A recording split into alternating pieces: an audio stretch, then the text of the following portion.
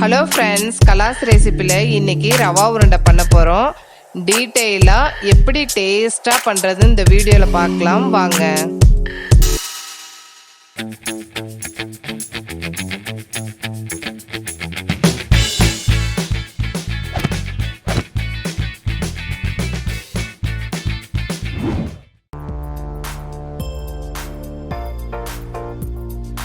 Mixie ஜாரில் 2 class ரவை சேர்த்துக்கோங்க. இந்தளவு ரவைக்கு பல்ஸ் மோடில் 4 டைம் மட்டும் திருப்புங்க. ரவை ரொம்ப நைஸாக இருந்தாலும் நல்லா இல்லை, முழு ரவையாக இருந்தாலும் நல்லா இல்லைங்க. அதனால தான் இந்த வீடியோ போட்டிருக்கேன். பாருங்கள், லைட்டாக நைஸ் பண்ணியிருக்கோம். 2 கிளாஸ் ரவைக்கு 1 கிளாஸ் தேங்காய் துண்டு எடுத்து வச்சுருக்கோம். இதை மிக்ஸி ஜாரில் சேர்த்துக்கலாம். நீங்கள் அதிகமாக கூட போட்டுக்கலாங்க, டேஸ்ட் நல்லாயிருக்கும். இது அப்ராக்சிமேட் அளவு. 4 ஏலக்காய் தோல் எடுத்துட்டு இதில் சேர்த்துக்கோங்க. இதை மிக்சியில் பவுடர் பண்ணிட்டு வந்துடலாம். இதில் தண்ணி எதுவும் சேர்க்க வேண்டாம். கடாயில் 2 டீஸ்பூன் நெய், ஒரு சின்ன பவுல் அளவு முந்திரி உடச்சி எடுத்து வச்சுருக்கோம். அதை இது கூட சேர்த்து நல்லா பொன்னிறமாக வறுத்து எடுத்துக்கலாம். வறுத்துட்டோம், இது சைடில் வச்சிடலாம். அதே கடாயில் பவுடர் பண்ணி வச்சுருக்க ரவையை சேர்த்து நல்லா வறுத்துக்கோங்க. ஸ்டவ் லோ ஃப்ளேமில் இருக்கட்டும். கலர் சேஞ்ச் ஆகிறதுக்கு முன்னாடி இது ஸ்டாப் பண்ணிடுங்க, கரெக்டாக இருக்குங்க. ரவை வறுத்துட்டோம், இது ஒரு பவுலில் மாற்றிக்கலாம். கடாயில் 1 டீஸ்பூன் நெய் சேர்த்துட்டு பவுட்ரு பண்ணி வச்சுருக்க தேங்காவை இது கூட சேர்த்து நல்லா பொன்னிறமாக வறுத்துக்கோங்க.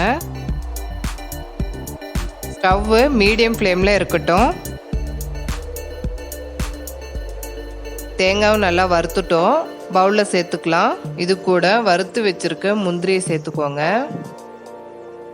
அதே மிக்ஸி ஜாரில் 1 கிளாஸ் ரவைக்கு 3/4 கிளாஸ் சர்க்கரை சேர்த்துக்கோங்க, கரெக்டாக இருக்கும்.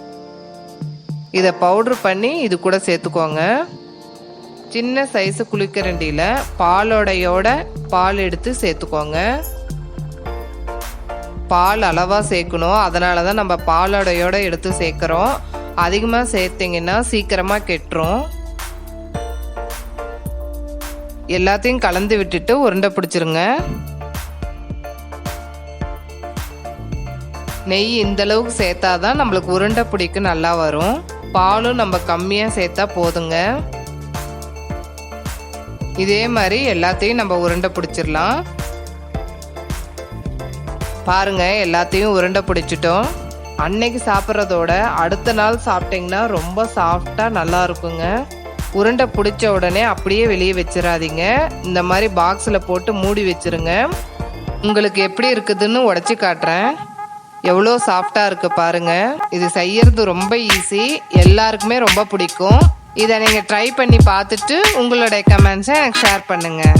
இந்த வீடியோ உங்களுக்கு பிடிச்சிருந்ததுன்னா கலாஸ் ரெசிபிக்கு சப்ஸ்கிரைப் பண்ணுங்கள். பெல் ஐக்கானை கிளிக் பண்ண மறந்துடாதீங்க.